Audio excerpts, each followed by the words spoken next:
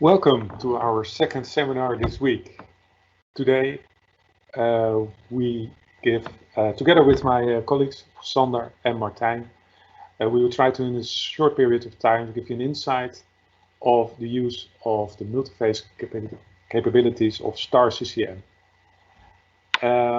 This subject was chosen by, as a result of our poll on social media, and thank you for all your reactions on that. And we try to do our utmost best to give you an insight and information about this subject. First of all, I want to note that you can all use the Q&A section of this seminar, and just fill in your comments. We get back to you during the slides after each phase and also after the presentation itself. The program of this morning is I'll give you a short introduction who we are and what we are doing here in Delft. Sander will give you an overview of the software itself, and Martijn will demonstrate with a practical example its multiphase capabilities. We have some reference to show you, and we are ending with a Q&A session of all your questions, maybe as a result of this presentation. For the ones who don't know us yet, we are working in three pillars. In this, Femto Enineering was established in 1979 as a spin-off of the Delft University of Technology. We developed ourselves into a knowledge engineering consultant specialized in structural, thermal, and flow simulations. We did it for numerous of customers, and next to that, we are also reselling the software which we are using partly, and we have a long-time partnership with Siemens for their Simcenter portfolio containing VMAP, Nastran, Simcenter 3D, and also STAR-CCM. We provide the training and support of this software, and also the customization, and the third pillar is with investments in the R&D. We try to be on the foresight on the simulations. We do some projects for institutes like the Technical University, but also at Marvin and other universities. And this is by sharing this knowledge, gaining of these projects, we try to give our customers a competitive edge with also sharing this.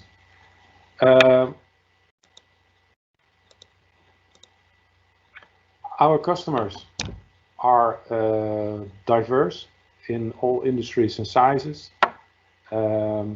These names represent our customers, not only software, but also for our project services for them, and for over the past years. So you see some familiar faces around there.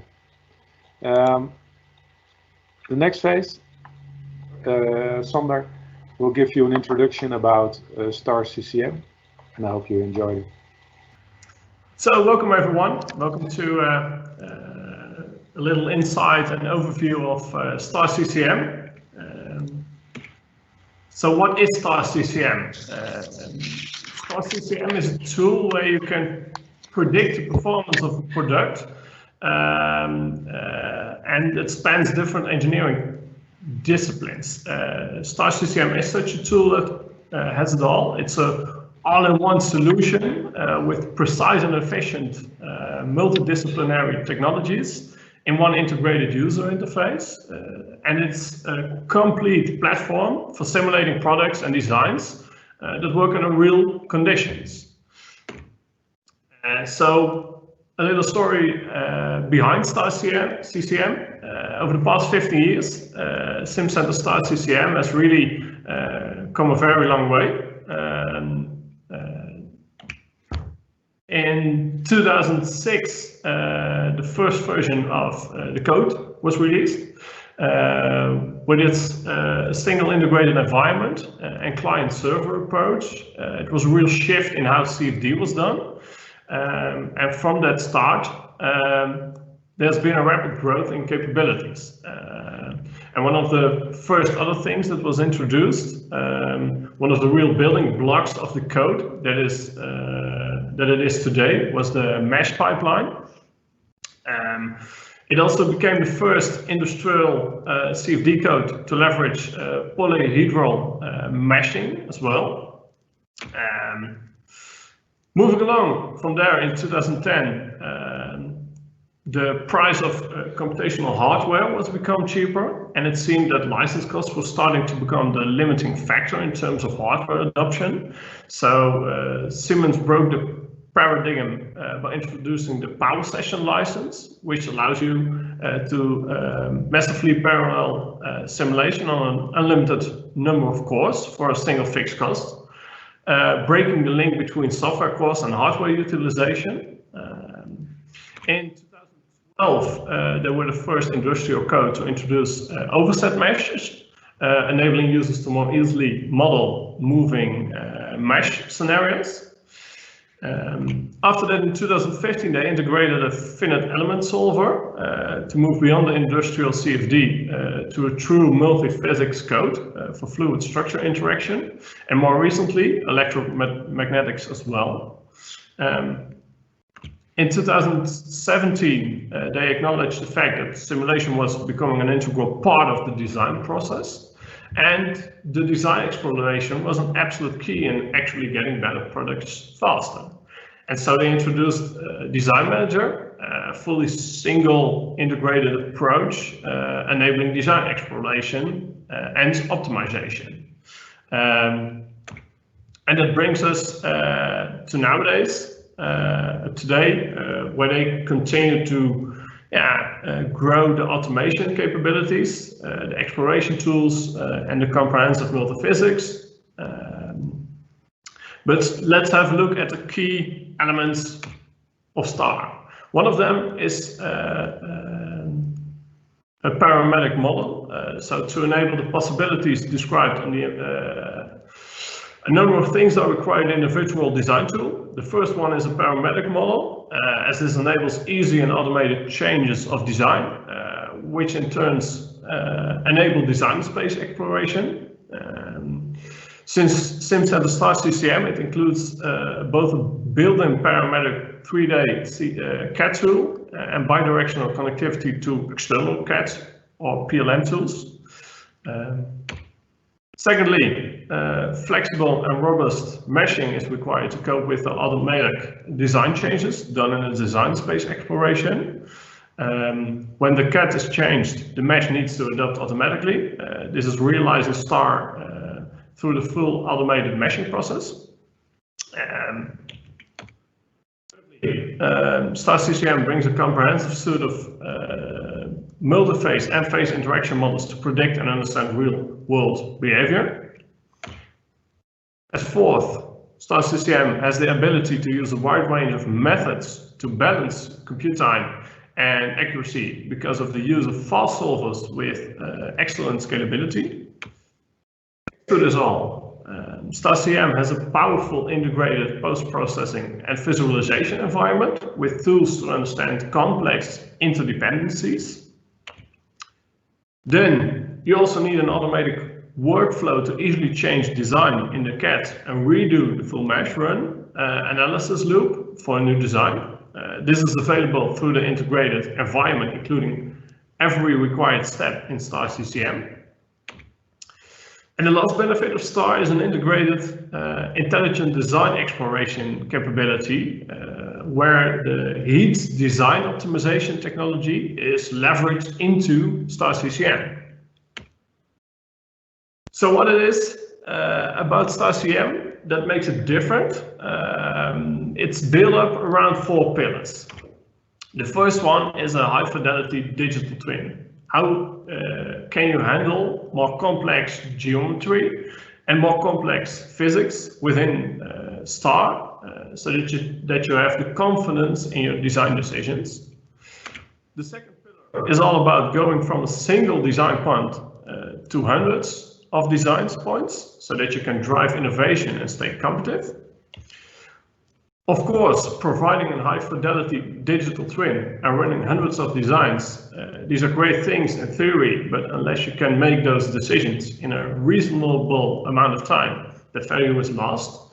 So the third pillar is therefore about making sure that STAR-CCM helps you make a decision in hours and not weeks. This is achieved through fast simulation throughput and the ability to quickly extract insight. And finally, the Simcenter STAR-CCM is a part of the Simcenter portfolio. So by linking the other tools within the Siemens digital industry software, it helps you accelerate and build on your digital future. Today, we will focus on the high fidelity digital twin, and there are two important components to it. The first one is complex model handling. So how you could have more realistic representation of your geometry. And the second one is a realistic representation of the physics.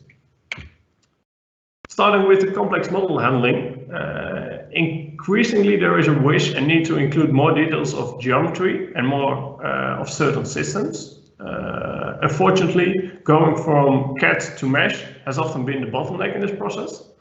The Simcenter STAR-CCM has the state-of-the-art capabilities to handle all that. And when we talk about complex model handling, there are three important areas to consider. So the ability to easily import, create, and prepare the geometry. The second one is to have access to robust and automated processes to go from CAD to mesh. And the third one is state-of-the-art meshing technologies. So first, let's have a look at the important thing, CAD and PLM integration. Obviously, Simcenter STAR at its heart is a CFD code, and so one has to work with a number of CAD and PLM tools to seamlessly integrate with those and allow you to bring geometry into STAR-CCM. This is done in a couple of different ways.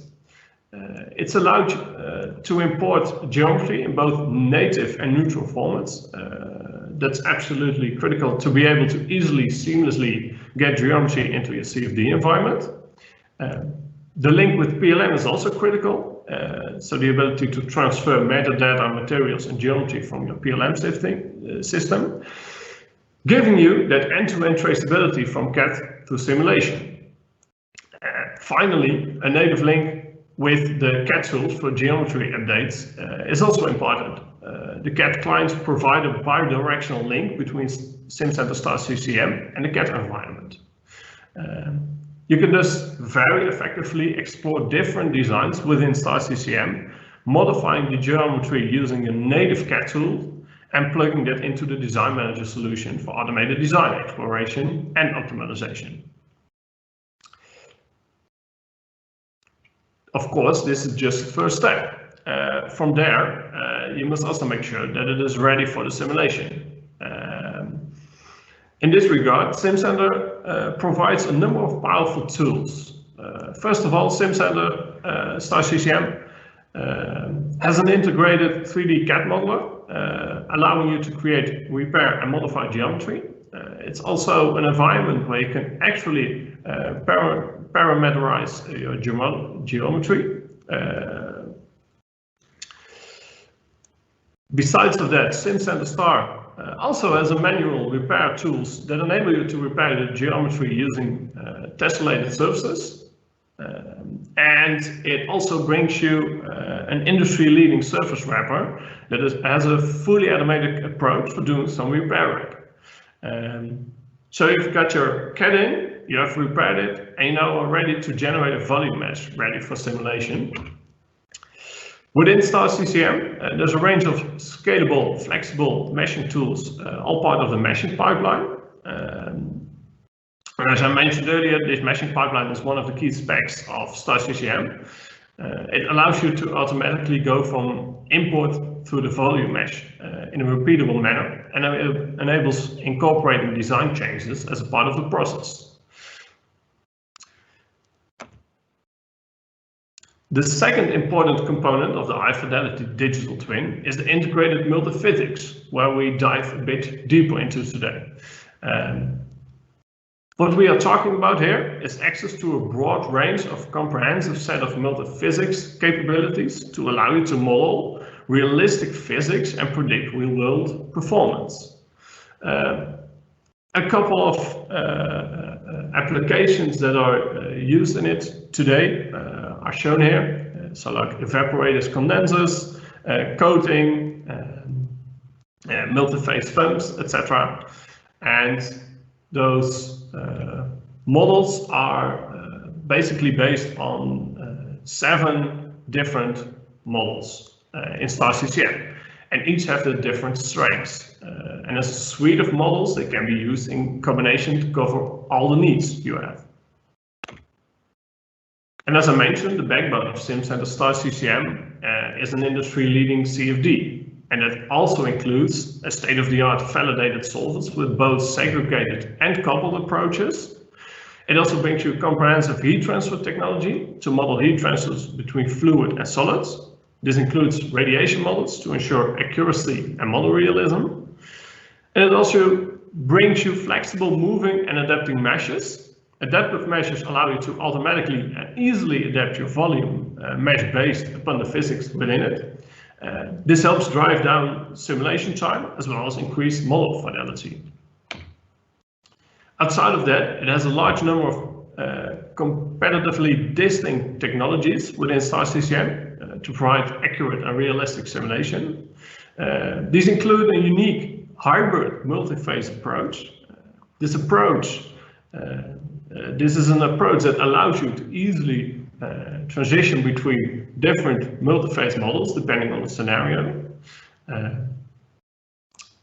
Outside of this multiphase, it also provides models for simulation, reaction flows, and electrochemistry. And last but not least, it provides a broad range of co-simulation options and integrations with other CAE tools, not only with Simcenter tools, although it does have some very close connections with the other Simcenter tools, such as Simcenter Nastran and Enineering. It has a very open approach in how it works with 3D parties, tools through co-simulations and different integrations. And STAR-CCM also has a powerful finite element solver for structural responses and fluid structure interactions, including nonlinear materials, as well as a full 3-dimensional electromagnetics. It is well known that there's a move toward vehicle electrification, for instance, and Siemens has also responded to that by allowing you to easily model the flow, the thermal and the electromagnetic response, all within the single integrated environment of Simcenter STAR-CCM. This is one of the main reasons why Siemens implemented this finite element-based approach to allow you to seamlessly combine multiple physical phenomena within the single integrated environment. Last but not least, Siemens want to ensure that all of the customers can allocate their software budget when and where it matters most, and that the cost of the software is not holding you back from running bigger simulations. So they have multiple options to choose from to really have a flexible approach to licensing using power tokens, power sessions, or power on demand. It's all choosable depending on what you prefer. To summarize, STAR-CCM is a multidisciplinary solution that gives engineers a complete platform for simulating products and designs with precise and efficient technologies within one integrated user interface. Much more than a computational fluid dynamics code, STAR-CCM is a best-in-class simulation tool that provides the most comprehensive set of physics models of any industry CAE tool. By adopting a compromise-free approach to physics modeling, you will have the confidence that your predictions match the real world behavior of your product across its full operational envelope. That is from the part of what the story is behind STAR-CCM. In a bit more time, we'll continue with a real demonstration of how it works and how you can work within STAR-CCM. I don't know if there are any questions so far.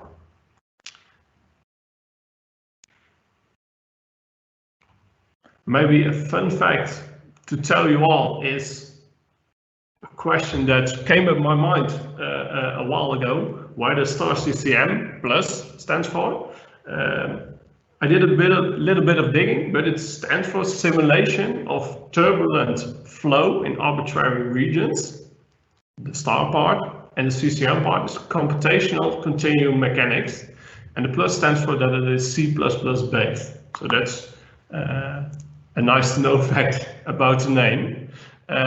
If there are any questions so far, I want to give the stage to Martijn. I was asked to do a presentation on multiphase modeling, and I was having some trouble finding inspiration for that. And then I realized with a gin tonic in hand that this would actually be quite a nice thing to simulate. So this is what the simulation today will be about. And we will be discussing not the taste of the gin tonic, but the physics behind it. So we're talking about multiphase. We are talking about the physics of both liquid, air, and solids in this case. And afterwards, we'll discuss also a bit about the modeling. And then I will show you the case that I have set up in Simcenter STAR-CCM. And we'll give a small STAR-CCM demo and discuss the results that I've got. So first a bit of introduction into the physics, because this is of course the complicated bit. What are phases in multiphase? So in physics we talk about solid, liquid, and gas, and those are the three phases that are available. And mixtures are a possibility, but are not anything other than one of these three. And I'm kind of ignoring plasma here, but that's okay, I hope. In CFD, we are talking about solids, liquids, and gases, so multiple of them. As you can see on the picture on the right, it's possible to have multiple similar phases in CFD, in this case oil and water, which don't mix and are therefore, in this case, separate phases. And that's a major difference in how you select your models and everything. And apart from phases, there's also the phase transition. So materials, displayed here is ice, can change their phase. Ice can turn into water if the temperature is high enough, and water will turn back into ice if the temperature gets below its freezing point. And it will evaporate or condense if you go to high enough temperatures. So what I've simulated is a case of freezing and melting of the water in a glass, and the glass is flying in the air for simplification, but we'll get to that in a bit.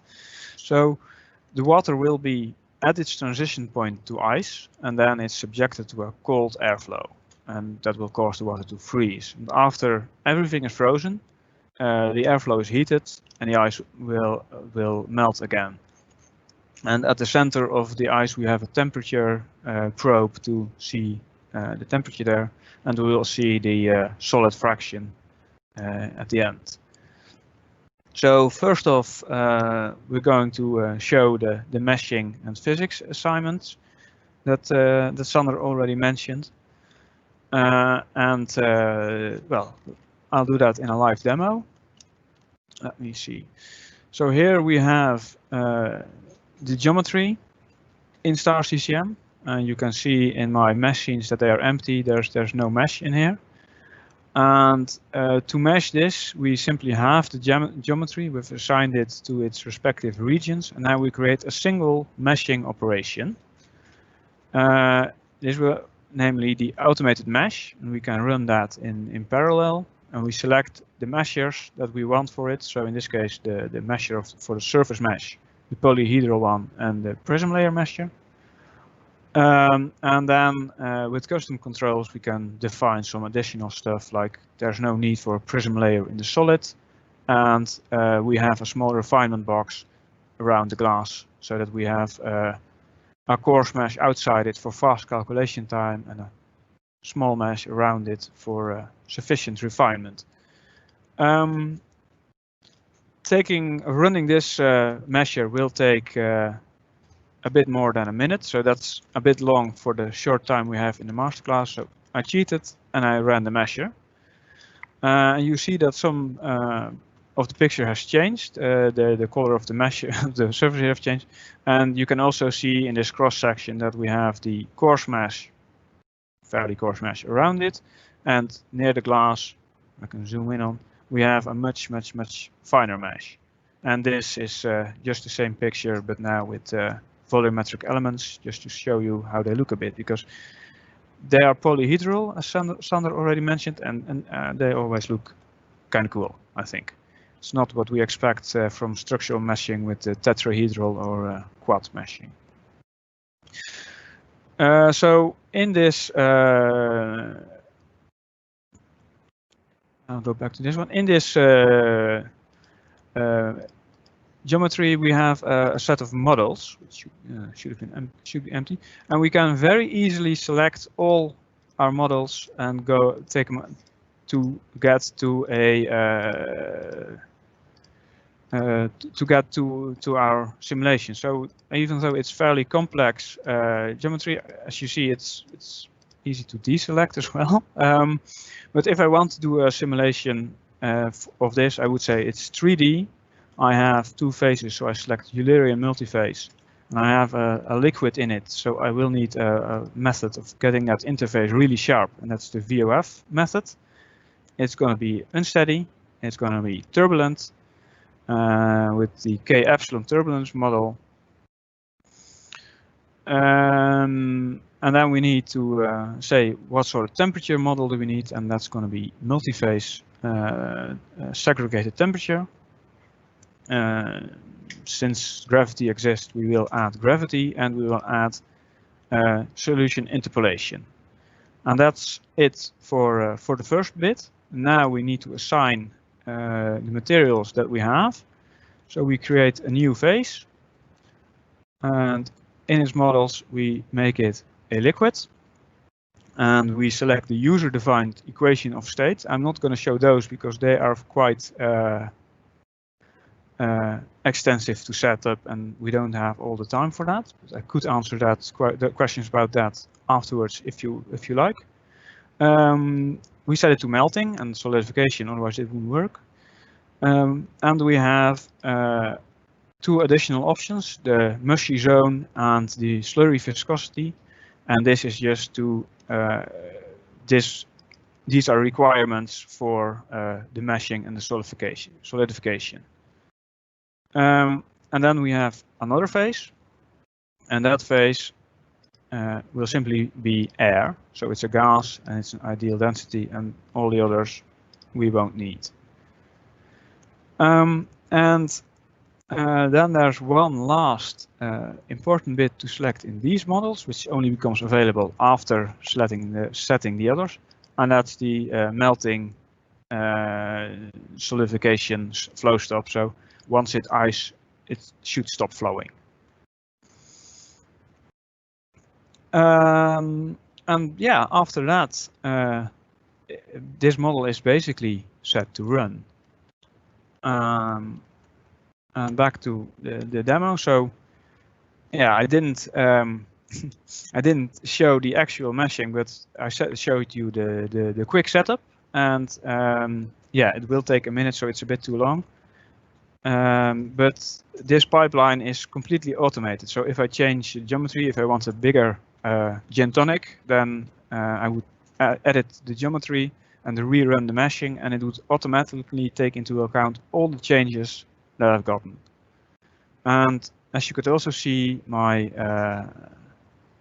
my model selection for the physica, for the continua, is very easy, and a lot of the options that were automatically a lot of options are automatically chosen to give you the best possible results without having to be an expert in all of these small bits.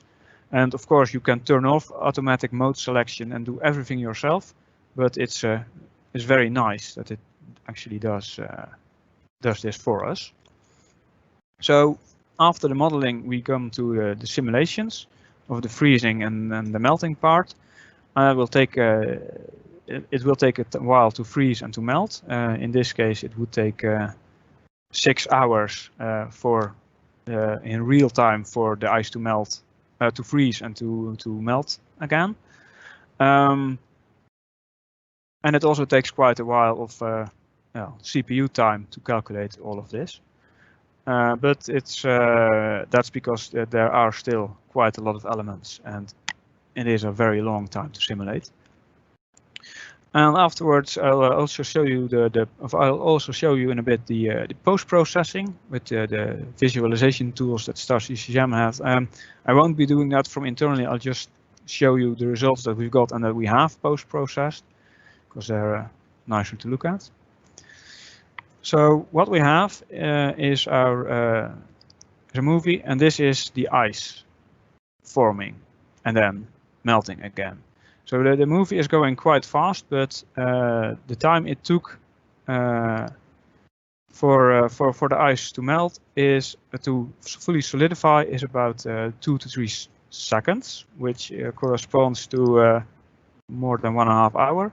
And after that, as you can also nicely see, the temperature will remain constant until everything is frozen, and then suddenly the temperature will start going up again. And with these annotations, you can have your temperature plot next to your movie. Same one, but on a cross section. So here you can see that the internal bit of ice is the last bit to melt, to freeze and to melt, as you would expect. And this is all caused by the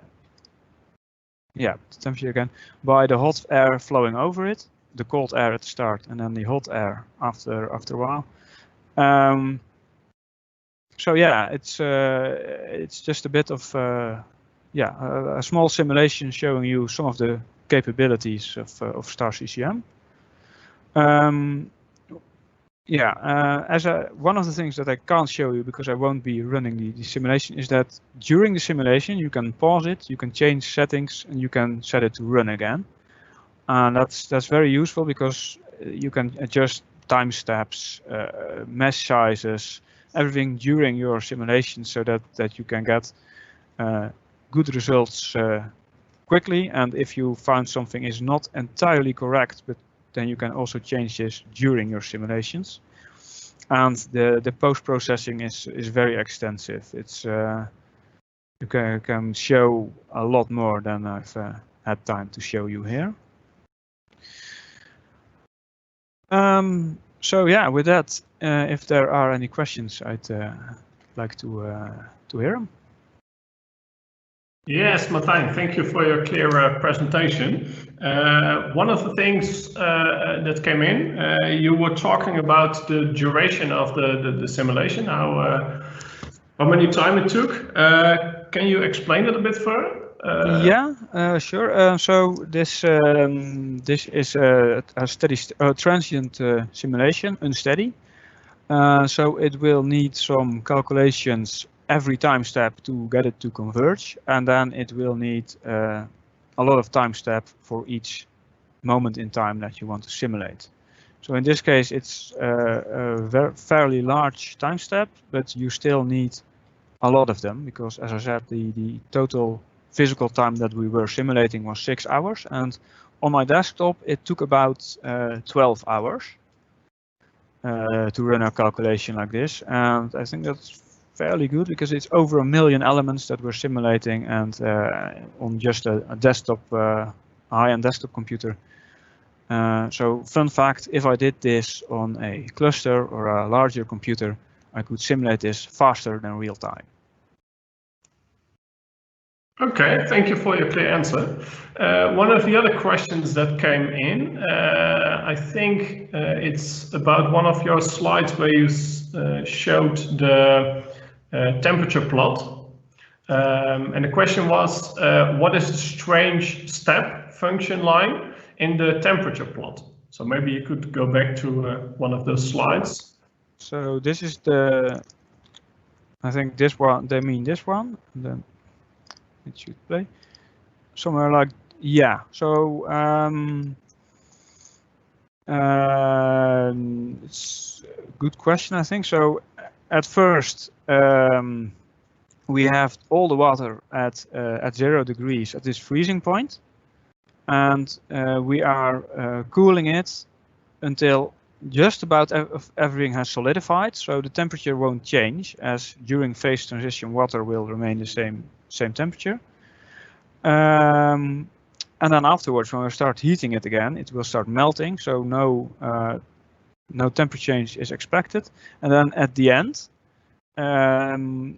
we got liquid again, and the liquid outside of the ice will already the liquid on the outside might have already started heating a bit, especially the glass, the solid bit of material there will have heated to a higher temperature due to the 30 or 40 degree airflow that we're 30 degree airflow that we're pumping in.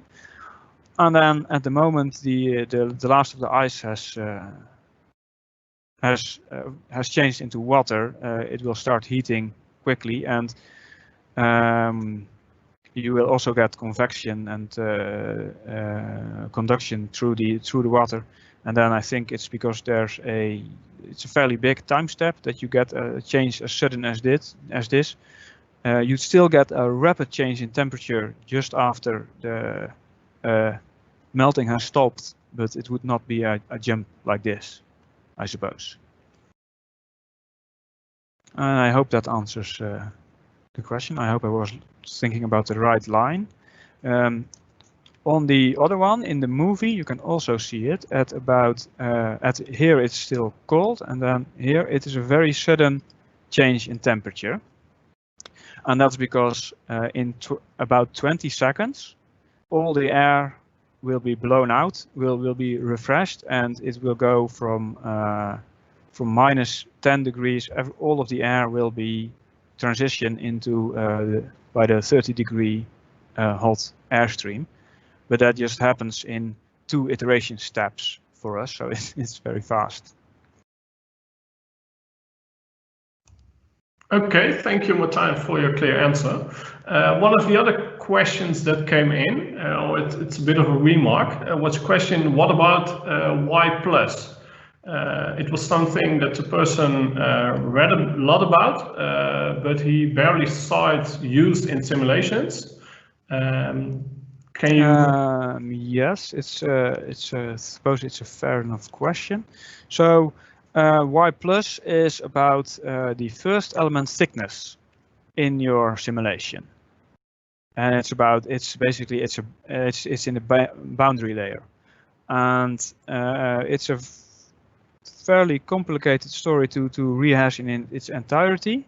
Also, it could use some nice graphs. But if you want to resolve your boundary layer, the bit where the most of the transport from solid to liquid is performed, then you can resolve that using 2 different numerical setups. And one of them is that we directly resolve the mesh so that we have sufficient layers of elements placed on the surface to completely calculate the transition in each of these elements from the no-slip wall to the free stream velocities. And the other one that you can use is a logarithmic approach, which gives you an entire boundary layer resolved in a single cell. So this log law is very nice because it will allow you to use much less elements. Unfortunately, as your cell size goes smaller, your I+ becomes smaller, and at a certain point, this log law will no longer provide you with accurate results. And at this time, you need to go to your direct resolution of your elements. Unfortunately, at that moment, your elements will be too coarse to properly do that in a directly resolved mesh. So there's this region in boundary layer thicknesses where neither model is correct, and that's what we use the I+ for. In a certain value, usually from 5 to 30 in this dimensionless number, there's no very good way of modeling it. So either you need to be below this to ensure that you get your direct resolution, or you need to be above this to ensure that your log law approach is correct. And I haven't plotted them from these because I got this from a support site, and I'm not sure what the values will be. Okay, thank you. Thank you for your clear explanation. I think the question is answered. If there are any following questions, everyone can post it in the Q&A. Are there any other questions left, Sander? There is a follow-up question regarding the answer Martijn gave previously. So maybe we could go back to Martijn, if you could share your screen, because there is a follow-up question on the Y+.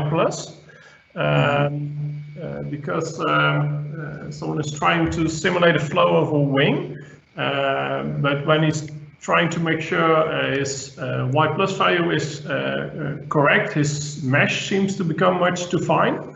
And that makes him question the importance, like what happens with the accuracy of the results if he ignores it.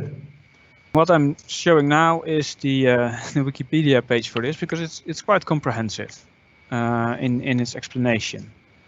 Unfortunately, the picture is slightly skewed, but that does not matter.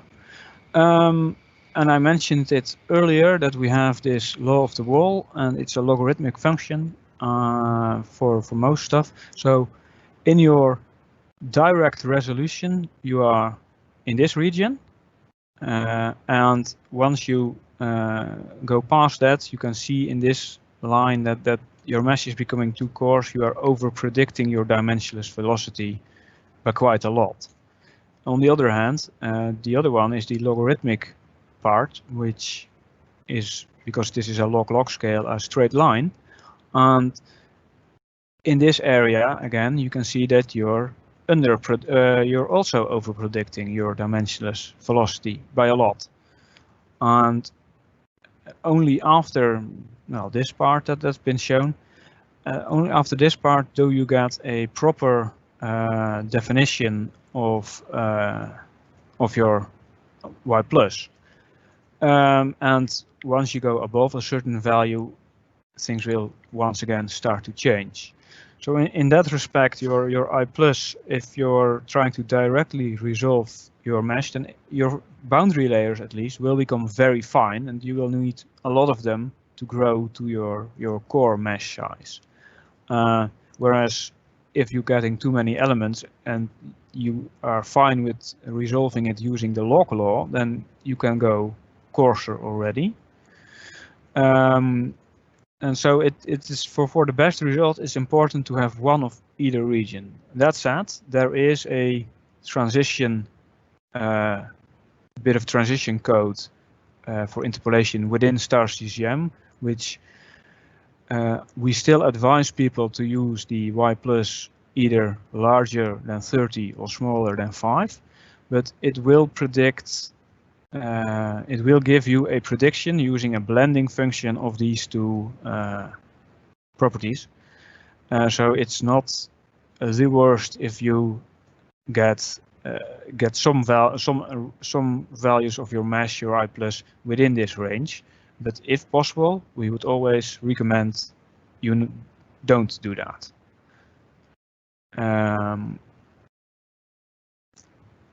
Yeah, and that's I think that I hope that explains why it's important. And yeah, if your elements, you get too many elements, then you might be trying to resolve it too accurately for your computer, because CFD is always a compromise between what you want to simulate and what your computer can handle.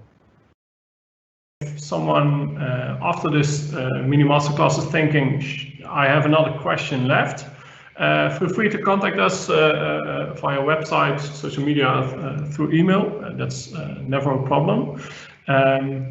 If there aren't any questions left, I will give the floor to Bastiaan to round up the presentation. Yes, thank you, Sander.